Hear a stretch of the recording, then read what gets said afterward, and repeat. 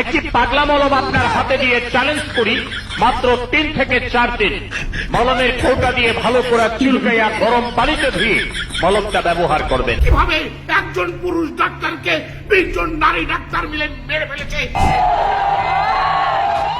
ময়ূখ রঞ্জন ঘোষ ভারতের পশ্চিমবঙ্গের রিপাবলিক বাংলার সাংবাদিক এবং উপস্থাপক। নামের সাথে সাংবাদিক শব্দটি যুক্ত থাকলেও সাংবাদিকতার ন্যূনতম নীতিনৈতিকতা যার মধ্যে বিন্দু পরিমাণ নেই। তিনি সাংবাদিকতাকে এমন জায়গায় নিয়ে গেছেন যে অনেকে তাকে মলম সাংবাদিক বলেও আখ্যা দিয়েছেন। এই বিতর্কিত সাংবাদিকের আদ্যপান্ত নিয়েই আজকের আলোচনা। যেখানে দরজাটা বন্ধ থাকবে সেখানেই শুরু করবে তোমার সাংবাদিকতাটা, এবং সেটা ধাক্কাতে শুরু করবে। কিভাবে একজন পুরুষ ডাক্তারকে 20 জন নারী ডাক্তার মিলে মেরে ফেলেছে, তার লোমহর্ষক ঘটনার আড়ালের ঘটনা নলকূপের মতো গভীর গভীরে থেকে। নামের সাথেই যার রঞ্জন যুক্ত, তিনি যে অতি রঞ্জিত করবেন এটাই খুব স্বাভাবিক। আওয়ামী লীগ সরকারের পতনের পর থেকে বাংলাদেশে ঘটে যাওয়া বিভিন্ন ইস্যুকে অতি রঞ্জিত করে প্রকাশ করে আসছেন তিনি।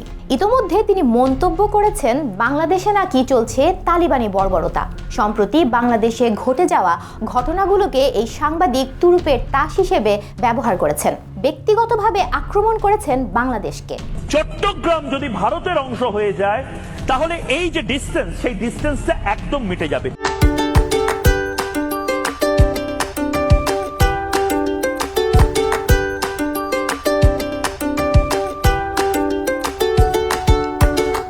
তিনি বিভিন্ন সময় দাবি করেছেন বাংলাদেশের হিন্দুদের নাকি দেশ ত্যাগে বাধ্য করা হচ্ছে। কিছু কিছু ঘটনা এমনভাবে উপস্থাপন করেছেন যে দুর্ঘটনায় মারা যাওয়া ব্যক্তিকেও দিব্যি হিন্দু বলে চালিয়ে দিচ্ছেন এই ময়ূখ। দাবি করছেন মুসলিমদের হামলায় মারা যাচ্ছে বাংলাদেশের হিন্দুরা, যদিও এইসব ডাহা মিথ্যা কথা। বাংলাদেশে ইউনিট সরকারি অটোনমি দিয়ে দিক না, স্বায়ত্ত শাসন দিয়ে দিয়ে তাদের বলুক হিন্দুরা এত কম হয়ে গেছে, এদেরকে স্পেশাল স্ট্যাটাস দিচ্ছি। এই ময়ূখের পূর্বপুরুষ নাকি বাংলাদেশ থেকে বিতাড়িত হয়েছে। তাহলে কি সেই ক্ষোভে মিথ্যা প্রোপাগান্ডায় মেতেছেন ময়ূখ? বাংলাদেশের অন্তর্বর্তী সরকার গঠনের পর থেকে সরকার প্রধান ডক্টর মোহাম্মদ ইউনূসকে প্রশ্নবিদ্ধ করতে উঠে পড়ে লেগেছেন তিনি। বাপ ঠাকুরদা যেভাবে আমাদের চলে এসেছিল ঠিক সেভাবেই 75 বছর পরে রাহুল আনন্দরাও চলে আসবে বা অন্য কোনো দেশে চলে যাবে, এটা তো হতে পারে না কাজের কথা। যা তা মন্তব্য করছেন সাংবাদিক নামধারী এই ময়ূখ রঞ্জন ঘোষ। তার সমস্যা কোথায়? কেন এত মাথা ব্যথা বাংলাদেশ নিয়ে? কেনই বা বাংলাদেশের ইস্যুতে হইচই ফেলে দিচ্ছে রিউমার বাংলা, দুঃখিত রিপাবলিক বাংলা? সত্যি কথা জানেন, বাংলাদেশের মানুষ কিন্তু এই টেলিভিশনকে রিউমার বাংলা হিসেবেই চিনছে।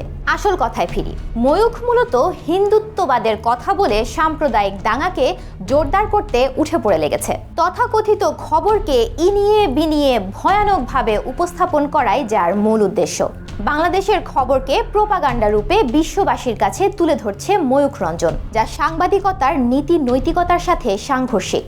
রিপাবলিক বাংলা চ্যানেল ঘুরলে দেখা যাবে তাদের চ্যানেল জুড়ে শুধুমাত্র বাংলাদেশের খবর, ঠিক যেন বাংলাদেশের ইস্যুকে পুঁজি করেই চলছে তাদের ভিউ বাণিজ্য। বাংলাদেশে যে মৌলবাদী সন্তানেরা ঘুরে ফিরে বেড়াচ্ছে, তারা কেন আর বাংলার সাথে চোখে চোখ রেখে কথা বলতে পারছে না? এদিকে সামাজিক যোগাযোগ মাধ্যমে কেউ কেউ দাবি করছেন বাংলাদেশে সাম্প্রদায়িক দাঙ্গা বাঁধাতে ময়ূখ রঞ্জনকে টাকা দিয়েছে শেখ হাসিনা পুত্র জয়, যদিও পরবর্তীতে ফ্যাক্ট চেকে প্রমাণিত হয় যে জয়ের সাথে ময়ূখ রঞ্জন ঘোষের ছবিটি এডিট করা।